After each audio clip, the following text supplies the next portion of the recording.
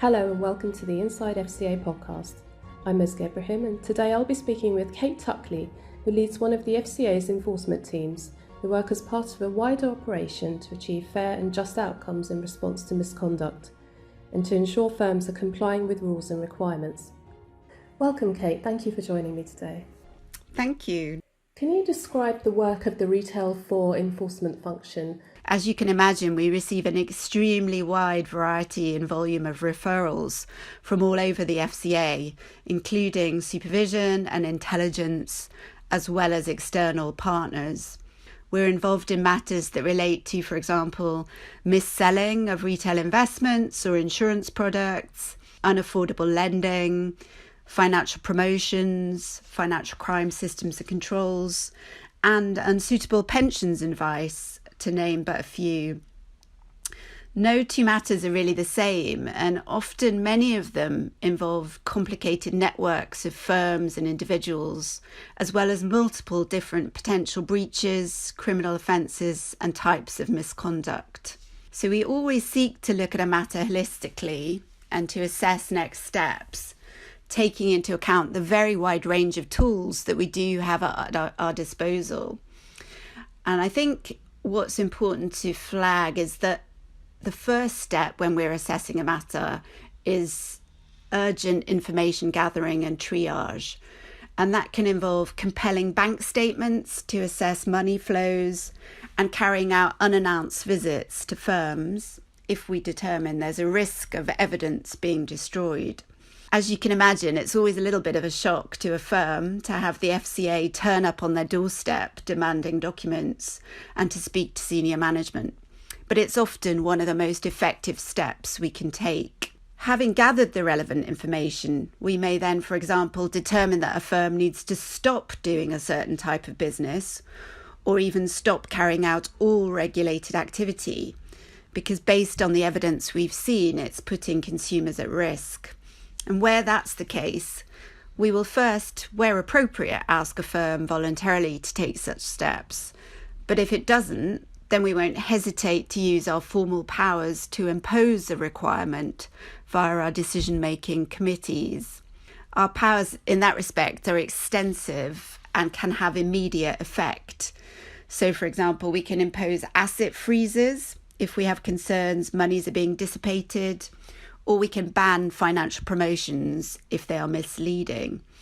And of course, the real nuclear option in our arsenal is also that we can look to remove a firm's authorisation if it's not meeting the threshold conditions, which include having adequate resources and suitable management.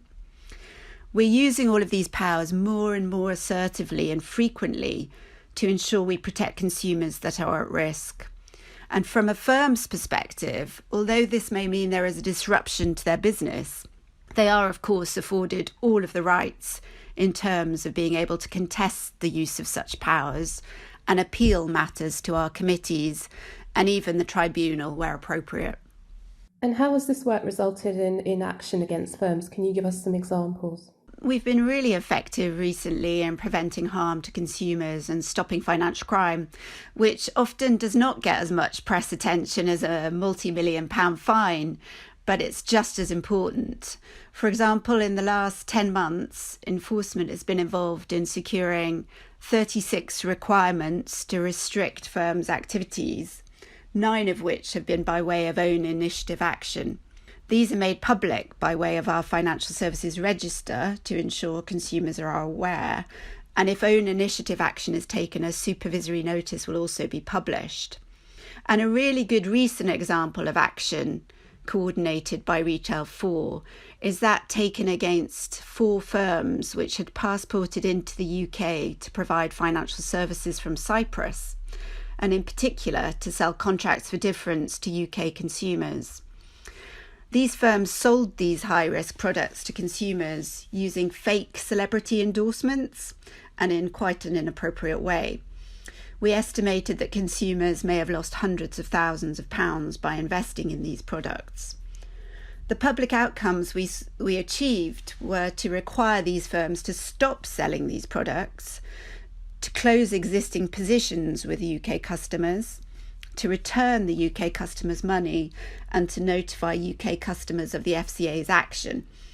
These outcomes are currently being contested through the appeal process, but they really do demonstrate the type of important work that Retail 4 is doing. Other recent examples of cases we are working on, but which are actually not yet public, relate to individuals that we consider are not meeting the minimum standards of fitness and propriety, specifically integrity, for being involved in what we call non-financial misconduct. Non-financial misconduct can include, for example, harassment, discrimination, and even sexual offences. This is a really important area for the FCA, and we hope to be able to publicise outcomes soon to reinforce our messages about the importance of firms dealing with these issues appropriately. How many cases are you working on right now? So Retail 4 is an exceptionally high volume casework area. For example, the referrals team, which considers new matters for investigation, has over 80 matters on its books right now. The interventions team has approximately 70 matters it's considering for urgent action. And the threshold conditions team receives in excess of 150 referrals a month. The actual public outcomes and formal notices that we obtain, therefore, are the tip of the iceberg. And there's a huge amount of work going on behind the scenes that is not always accompanied by a press release, but is also critical in our fight to prevent harm. And dealing with such a high volume of cases, we need to make sure we work flexibly, creatively, and at pace. The decisions we take in Retail 4 are often incredibly difficult judgment calls, so we seek to ensure that our teams include those with significant experience and technical expertise. We also have to work in close collaboration with multiple stakeholders to make sure we've got all the right information at our fingertips when we formulate our assessments and action plans. So yes, we're certainly not quiet. And what other organisations do you partner with, and how has that joint working helped to bring successful enforcement cases? Retail 4 works with a large number of stakeholders, as you can imagine, both inside the FCA and outside. As we're the first port of call in enforcement, we work closely with all the different areas of supervision, for example, asset management, general insurance, as well as intelligence, competition and authorisations. And in terms of external partners, we're in constant daily dialogue with law enforcement, the PRA, other regulators such as the Pensions Regulator, the Information Commissioner's Office, as well as other international agencies, for example, the Department of Justice in the USA and the AMF in France. We regularly work with intelligence to refer matters to the City of London Police, the Serious Fraud Office, and the National Economic Crime Centre. And we ensure that they also consider matters that they refer to us. Working with our partners is therefore critical to ensuring the most effective UK response to any misconduct. And this collaboration can take various different forms. So down the line, it could take the form of a parallel investigation with another agency, or joint action such as a coordinated search of a firm or an unannounced visit. So, for example, in the case I mentioned earlier about the Cyprus firms, we worked closely with the Cyprus regulator on those to coordinate action. And thinking about the coronavirus situation specifically, can you explain the approach considering how the pandemic is unfolding and the speed at which the situation keeps changing? So as you can imagine, the FCA as a whole is, like many other organisations, looking at its prioritisation due to the COVID pandemic. But I have to say that the work that Retail 4 does in terms of interventions and threshold conditions cases is deemed to be critical, high priority work. And in fact, it continues apace. The level of referrals to Retail 4, as I mentioned earlier, has certainly not decreased recently and during the pandemic. So we continue to seek to open investigations into serious misconduct. For example, we've recently opened investigations into mis-selling, unsuitable advice, conflicts of interest, And we've also got a high volume of cases being triaged that relate to payments and e-money firms, in particular for financial crime controls. So the pandemic, as you can imagine, has impacted the FCA in terms of its overall prioritisation. But I have to say, for Retail 4 and the work we do to protect consumers, it has had very little impact on the high priority work that we do. And has it affected your working practices among your team? Very little in terms of the actual substantive work that we do, but obviously in terms of working from home, then yes, that's certainly something we've all had to get to grips with, and get to grips with the IT and the challenges that come with that. But we are very much business as usual now, having been working from home for quite a long time now.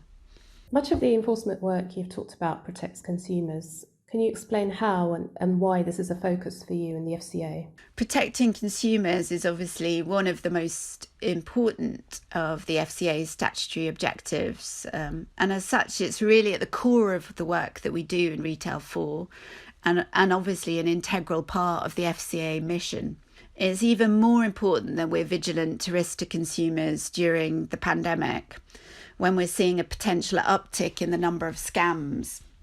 We also want to ensure that consumers are not being impacted by firms coming under financial strain or by the coming to the end of the government COVID support schemes. Ensuring we protect consumers' monies and, importantly, get monies back to consumers when things go wrong is at the forefront of our thoughts when we assess what action to take. Another important point to remember is that it's not only firms that have large numbers of consumers that we consider for action.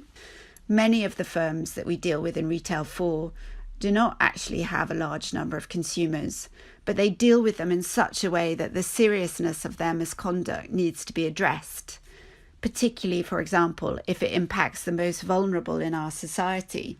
For example, those taking out high-cost short-term loans, or those seeking to transfer and receive monies and even social security benefits without recourse to high street banks. Finally, Kate, what will you be working on in the upcoming months?